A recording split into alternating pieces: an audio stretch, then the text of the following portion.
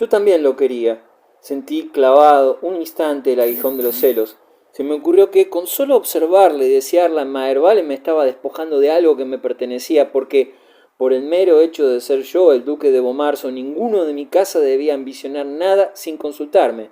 Los celos han sido siempre uno de mis grandes motores, pero al mismo tiempo me gustó que en momentos en que nos dirigíamos a enfrentar lo que relumbraba pirotécnicamente como una de las principales emociones de nuestra vida, Maherbal se distrajera de su preocupación suntuosa con pormenores sensuales, pues eso probaba que, a pesar de todo, los Orsini seguíamos siendo lo que siempre habíamos sido, gente temperamental, de fácil enamoramiento, y de aquel rasgo íntimo pasaba antes que las exigencias que nos imponían las circunstancias, por solemnes y codiciadas que éstas fuesen.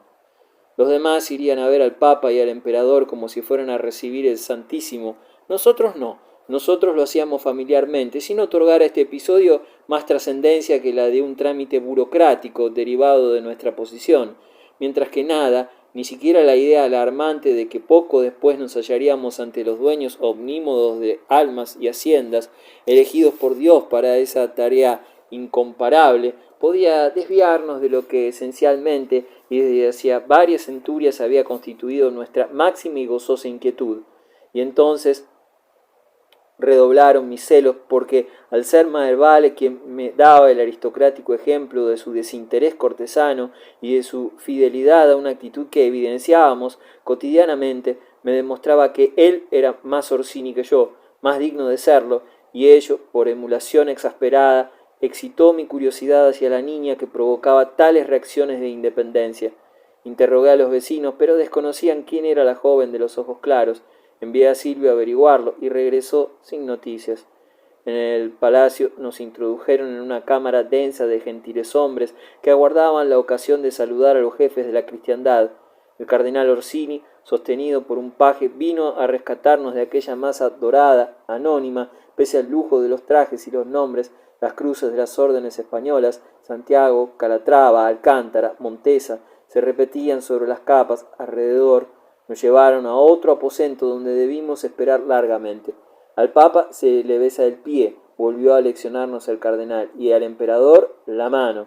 La recomendación carecía de utilidad. Durante una semana habíamos ensayado la liturgia de las genuflexiones y había aprendido yo lo que correspondía a que el duque de Bomarzo, en un breve discurso, transmitiera a las sacras personas. De nada me sirvió esto último. Se me trabó la lengua o experimenté de repente un gran cansancio en tanto valoraba la superfluidad de mis preparativos y de cuanto sucedía, pues se me antojó que aquellas escenas no pertenecían a la realidad y que, como las que León Bautista Alberti había inventado el siglo anterior con cámaras en las cuales aparecían el sol, la luna y misteriosos paisajes, eran vanas ilusiones ópticas. Ambas entrevistas fueron muy rápidas. Formamos en la hilera que conducía por el dédalo de muchas habitaciones desnudas, desfilaban delante de su santidad y de su majestad cesárea. El Papa corroboró que era más político que el Habsburgo o que necesitaba más apoyo. Me levantó y tuvo un recuerdo para mi padre. Encomendamos en nuestras oraciones a Gian Conrado Orsini. Ha sido un caballero católico de singular valía, lo mismo que vuestro abuelo, el cardenal. Mientras eludía sus espléndidos ojos, recordé fugazmente los desmanes paternos, las muchachas violadas en Bomarzo, la vejación de los magistrados, los impuestos y la horca. El cardenal Hipólito me ha hablado de ti con elogio, duque, mascullé una frase de agradecimiento, furioso conmigo mismo por mi poquedad. El emperador no dijo una palabra. Me sorprendió la palidez de sus 30 años, el color plateado que Pablo Giovio cita, el frío de sus ojos azules, el mentón heredado, célebre, que, como la nariz borbónica y la hemofilia de la casa de Hesse, constituye para las monarquías un certificado de autenticidad regia. En mi caso, la jiba era única, solo la compartía con Carloto Fausto. Si todos los Orsini la tuviesen, me hubiera incomodado no poseerla. Por un dolor de cabeza, al partir de Barcelona el emperador se había cortado el cabello, que hasta entonces se usaba largo en España, y fue como si con esa decisión la Edad Media terminase. Los señores hispanos lo imitaron, pues no en vano apunta Shakespeare que los grandes no siguen las modas, sino las originan. A la sazón se comentó que algunos de ellos habían llorado al separarse de sus luengos bucles, pero me cuesta creerlo. Probablemente serían los vasallos de Flandes y Alemania, países tan fieles después a esa costumbre por hábito de ciega obediencia que hasta hoy van en primer término en materia de rapés militares a raíz. Besamos la diestra imperial y luego ésta ascendió hacia el toazón de oro, despidiéndonos con una mímica parca. Otros príncipes nos pisaban los talones para repetir el juego ritual.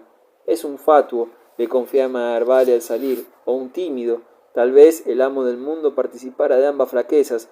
Volví a acercarme a él al día siguiente, cuando me armó caballero. Esa noche procedíamos en Bolonia precursoramente como unos turistas que aspiran a aprovechar cada minuto de su tiempo y que, luego de recorrer la galería de retratos históricos, no quieren perderse ni el dancing comentado ni el barrio de mala fama. Maherbale fue con Silvio a una casa de rameras. Me propusieron que los acompañara, pero no accedí.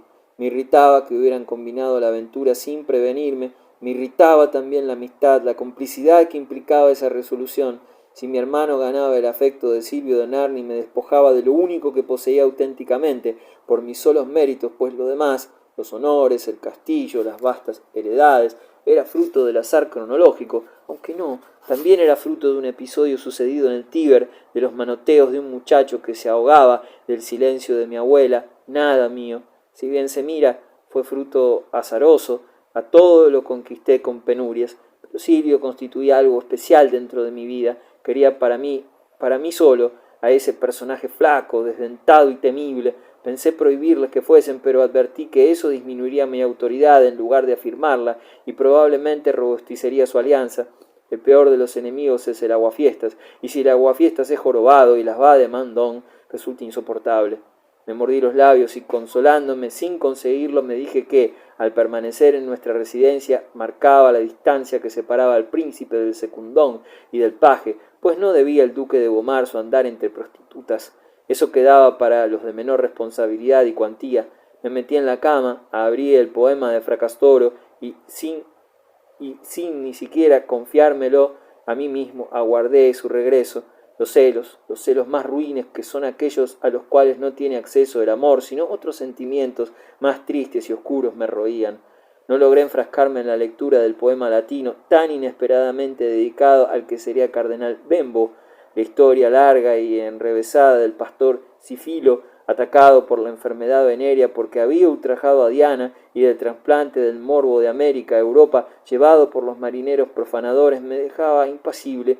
Para mí la sífilis no eran los discursos de unas ninfas, ni las profecías de un pájaro herido, ni las torpezas alambicadas de un pastor, sino las horrendas bubas que había visto en las caras de los soldados españoles e italianos, y que las mujeres de nuestro pueblo transmitían con ahínco mortal. Silvio volvió muy tarde, y cuando ya mis nervios no daban más y me aprontaba a salir en su busca, repitiéndome para no mirar cara a cara las razones de mi zozobra que podía haberles acontecido algo peligroso, lo recibí duramente, pero mi reacción violenta se dio al observar que venía vendado y que una mancha de sangre enrojecía el lienzo que le tapaba la mejilla. Me narró su singular aventura. En casa de las hembras se habían encontrado con Porcia, la hija del Messer Manuncio Martelli, mi antiguo administrador. Ella y su hermano Juan Bautista, nuestras víctimas del sepulcro de Piamiano, habían huido de la custodia de su padre poco antes de llegar a Florencia, donde Messer Manuncio se proponía revelar el delito a Giancorrado Orsini y reclamar su venganza. Los mellizos vagaron de pueblo en pueblo, ocultándose en las granjas, viviendo de la caridad de los paisanos. Por fin no les quedó más remedio que usar el cuerpo de Porcia para mantenerse, y de ese modo se adiestraron en el negocio carnal a una edad en que debían estar estudiando gramática. Alcanzaron así a Bolonia, engolosinados por el anuncio del gran concurso de gente que allí habría con motivo de las fiestas de la coronación, lo cual facilitaría su pobre comercio. La belleza y la juventud de la muchacha llamaron la atención de una mala pécora embaidora que rondaba los mercados, dedicada a organizar entrevistas rítmicas entre personas inquietas de sexos opuestos, y por ese motivo la niña había terminado en casa de las meretrices, convirtiéndose pronto en su atracción principal. A Maherbale, que como se recordará no había participado en la violación del sepulcro subterráneo, Porcia lo había fascinado con su encanto ingenuo, que no había perdido a pesar de ejercer una profesión en la que la ingenuidad suele decolorarse y desaparecer en breve. Estaban pues entregados a manejos agradables cuando Juan Bautista, presumiblemente escaso de fondos, apareció por la mancebía. En poco tiempo las dificultades de la vida lo habían endurecido. Nadie hubiera reconocido en él al mocito cuya traza delicada se confundía con la de su gemela, y de quien habíamos usado y abusado con tan desenvuelta fruición. Era ahora un hombre de pies a cabeza y quizás un hombre de cuidado. Traía un espadón sonoro y 2 compañeros mayores de tajo en la cara y blasfemia a flor de boca, y no bien vio a Maherbale y a Silvio, olvidando que el primero había sido el aliado de su padre después de la tropelía, desnudó el acero, cosa que sus edecanes imitaron, y arremetió contra los huéspedes, a quienes ya no les quedaba nada por desnudar. En los relámpagos de las hojas blandidas, Juan Bautista saltaba como una gacela y brillaba como un dios. Mi hermano y mi paje se defendieron débilmente con unos taburetes, ayudados por otro muchacho que, para su desgracia, compartía sus juegos eróticos. Porcia y las demás meretrices chillaban como si las asesinaran. Surgió la ronda. Maherbale se dio a conocer, lo mismo que su socio circunstancial, que resultó ser un farnese, y los 3 bravucones, además de las inocentes enamoradas, salieron rumbo a la cárcel por atacar a señores de tanto fuste. Entonces Farnese, muy enterado de los lazos que a Orsinis y Farneses unían, propuso a Maherbale correrse hasta el palacio donde se alojaba para pasar allí el trago áspero, compensándolo con otro de buen vino. En el palacio encendieron luces, alborotóse la servidumbre y presentáronse azoradas las hermanas del muchacho, Julia, Yolanda y Batistina, bajo el mando de su padre, el magnífico Galeazzo Farnese. ¿Cuál no sería el asombro de Maherbale cuando comprobó que Julia era la misma doncella angelical, cuya hermosura la había hechizado desde el florido balcón cuando regresábamos de la visita regia?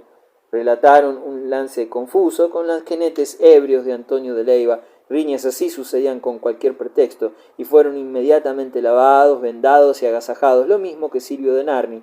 Se sirvió vino, se hizo música, todo terminó en fiesta.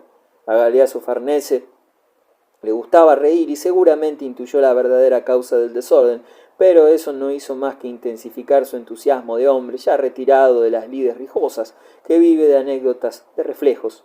Con vanidad bonachona explicó a Maherbale que era primo hermano de Pierluigi Farnese, como hijo de Bartolomé, señor de Montalto, y hermano de Julia la Bella, la mujer de Orso Orsini, aquel de la memorable desventura matrimonial. Claro que eso último no se mencionó. Mientras los caballeros conversaban, las niñas circulaban alrededor con jarros de vino tibio, con dulces. La sorpresa agrandaba sus ojos claros, violetas. Pensé en los ojos de Adriana de la Rosa. Julia tañó el laúd, cantó Batistina, bailó Yolanda. Hablaron después de artistas, mostraron un camafeo que le había tallado Benvenuto Cellini, aludieron a las visitas de Tiziano, el pintor a quien había encargado su retrato Carlos V, y Maherbale quedó en volver. Aquellas noticias comunicadas a borbotones por el paje me enconaron sobremanera. A la traición que significaba la partida de Maherbale con Silvio sumábase esta otra de habérseme adelantado en el conocimiento de la joven del balcón. Y por un instante me detuve a meditar el enorme daño que le había causado a Porcia y el abismo en el cual la había precipitado. Me preocupaban otros acontecimientos, la independencia de Maherbale, su influjo sobre Silvio, la nueva amistad de los Farnese, tan luego Farnese, la familia en cuyo seno, por recomendación de mi abuela y por mi propia intuición, me convenía buscar a la que sería la duquesa de Bomarzo. Arrojé las cobijas, me planté delante de Silvio, y cuando creí que iba a apostrofarlo espléndidamente, mostrándole, pese a su posición de gestor demoníaco, quién era el amo, y enseñándole los riesgos de oponerse a los caprichos de mi autoridad, me encontré con que no era capaz de dominarme, con que la larga espera rencorosa y las emociones del relato habían agotado mis reservas de energía, y con que en lugar de la escena de despecho señorial que proyecté, le ofrecía otra, opuesta, de histeria balbuciente, más propia de una mujer cegada por los celos insanos que de un príncipe ofendido. Las lágrimas, los sollozos me impedían hablar. Silvio me miraba entre estupefacto y sonriente. Luego se relajaron sus músculos y un paso hacia mí torció su espinazo punzante y me besó la diestra. Había comprendido exactamente lo que me pasaba. «Tiene razón, vuestra excelencia», me dijo. «Tienes razón», añadió tuteándome, «y perdóname. Ven ahora a dormir. Mañana aclararemos estos asuntos».